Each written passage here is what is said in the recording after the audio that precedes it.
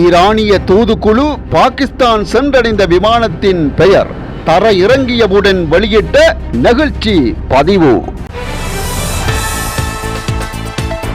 Iran வசம் ஆயிரக்கணக்கான ballistic ஏவுகணைகள்.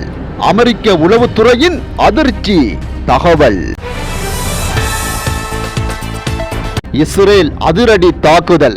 லெபனான் பாதுகாப்பு படை வீரர்கள் 13 பேர் பலி. லெபனான் ஜனாதிபதி கடும் கண்டனம். ஹோர்முஸில் கணக்கின்றி ஈரான் வீசியுள்ள ஆபத்தான ஆயுதங்கள். அழுத்தம் கொடுக்கும் ட்ரம்ப்.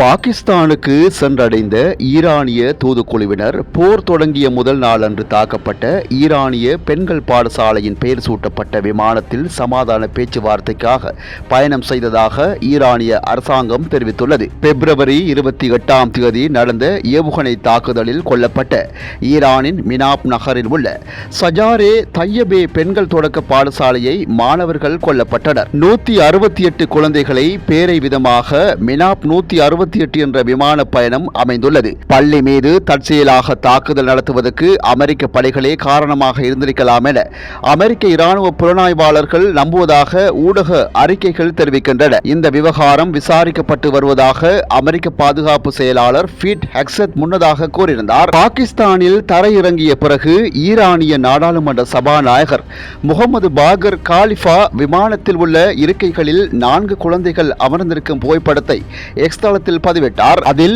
ஒவ்வொரு குழந்தையையும் ஒரு முதுகுப்பை மற்றும் ஒரு பூவின் மீது சாய்ந்திருந்தது.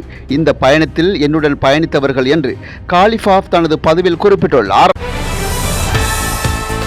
தற்போது நிலத்தடியில் புதைக்கப்பட்டுள்ள ஏவுகணை ஏவுதளங்கள் மீட்பதன் மூலம் ஏவக்கூடிய ஆயிரக்கணக்கான பாலிஸ்டிக் ஏவுகணைகள் ஈரானிடம் இன்னும் உள்ளன என்று வால் ஸ்ட்ரீட் ஜர்னல் செய்தி வெளியிட்டுள்ளது.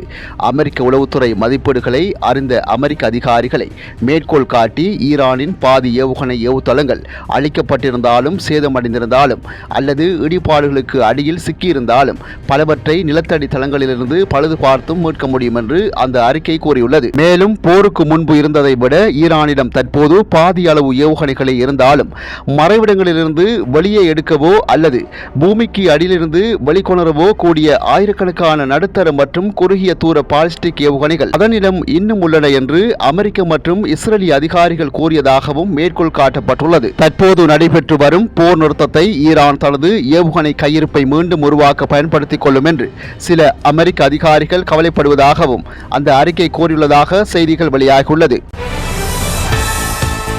தெற்கு லெபனானில் உள்ள நபதியே நகரின் மீது இஸ்ரேல் நடத்திய வான்வழி தாக்குதலில் 13 அரசு பாதுகாப்பு படை வீரர்கள் கொல்லப்பட்டதாக லெபனான் ஜனாதிபதி மாளிகை அதிகாரப்பூர்வமாக அறிவித்துள்ளது.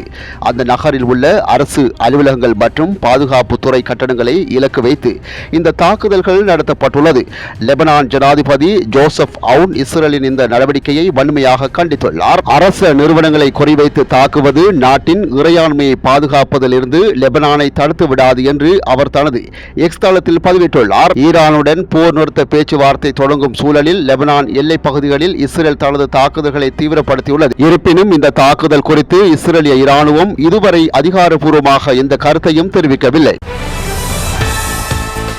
உலக எண்ணெய் விநியோகத்தின் இதய நாடியாக கருதப்படும் ஹோர்முஸ் நீரிணை மீண்டும் முழுமையாக திறக்க முடியாமல் ஈரான் திணறி வருவதாக தெரிவிக்கப்படுகிறது. அமெரிக்கா மற்றும் இஸ்ரேலின் தாக்குதல்களுக்கு பதிலடியாக ஈரான் விதைத்த கண்ணிவடிகளை தற்போது அந்நாட்டுக்கு பெரும் நெருக்கடியை உருவாக்கியுள்ளது. அணுசக்தி பேச்சுவார்த்தை முறிவடைந்ததை தொடர்ந்து கடந்த மாதம் ஹோர்முஸ் நீரிணையில் ஈரான் சிறிய படகுகள் மூலம் ஆயிரக்கணக்கான கண்ணிவடிகளை புதைத்திருந்தது. ஆனால் தற்போது போர் நிறுத்த ஒப்பந்தம் ஏற்பட்டு நிலையில் அந்த கண்ணிவடிகள் எங்கே இருக்கின்றன என்பதை ஈரானால் கண்டுபிடிக்க முடியாமல் போயுள்ளதாக அமெரிக்க அதிகாரிகள் தெரிவித்துள்ளனர். ஈரான் எவ்வித வரைபடமும் இன்றி கண்ணிவடிகளை இட்டதால் அவை இப்போது நீரோட்டத்தில் அடித்துச் செல்லப்பட்டு எங்கே இருக்கின்றன என்றே தெரியாத நிலை ஏற்பட்டுள்ளது. உலக எண்ணெய் விநியோகத்தில் 25% கொண்டு செல்லும் இந்த பாதை உடனடியாக திறக்காவிடில் கடும் விளைவுகளை சந்திக்க நேரிடும் என அமெரிக்க ஜனாதிபதி டொனால்ட் ட்ரம்ப் எச்சரித்துள்ளார். பிரதான பாதையில் கண்ணிவடி அபாயம் இருப்பதால் கப்பல்கள் செல்வதற்கு ஈரான் மாற்றுப்பாதைகளை அறிவித்துள்ளது. இருப்பினும் இது சர்வதேச கப்பல் போக்குவரத்து பாதுகாப்பை கேள்விக்குறியாக்கியுள்ளது. இந்தியாவின் 80% எரிசக்தி இறக்குமதி இந்த பாதையூடாகவே நடப்பதால் இந்த விவகாரம் ஆசிய நாடுகளிடையே பெரும் கவலையை தோற்றியுள்ளது.